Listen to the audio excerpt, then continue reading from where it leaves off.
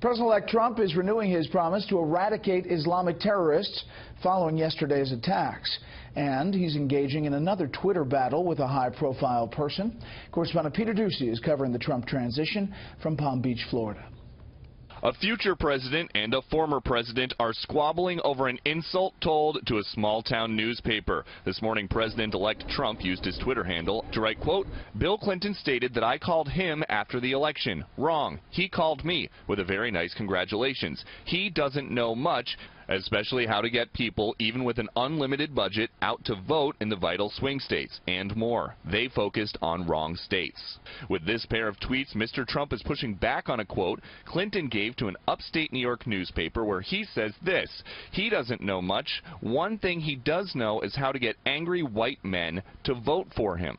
Today, Clinton conceded Trump was actually right in one of his tweets and that the newly elected president never dialed the 42nd president, saying, quote, "Here's one thing @real Donald Trump and I can agree on. I called him after the election."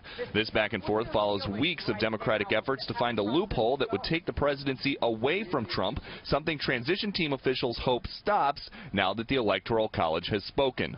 At some point, they need to stop, look in the mirror, face reality, understand that it was their campaign, their message, their candidate that was the problem. Some on the left are also crying foul about the possibilities for conflicts of interest as foreign dignitaries schedule events around the inauguration at the new Trump Hotel in D.C. Kuwait's embassy recently booked some space there, but the Kuwaiti ambassador to the U.S. says it's not to try to curry favor with the new administration, instead telling the Washington Post that, quote, "I heard some positive feedback from those who attended events there. Nobody contacted me. Nobody pressured me at all." There are also new questions about the Pentagon's priorities under the next commander-in-chief, because Foreign Policy magazine reports that a memo outlining the threats the next administration views most urgently doesn't have Russia on it.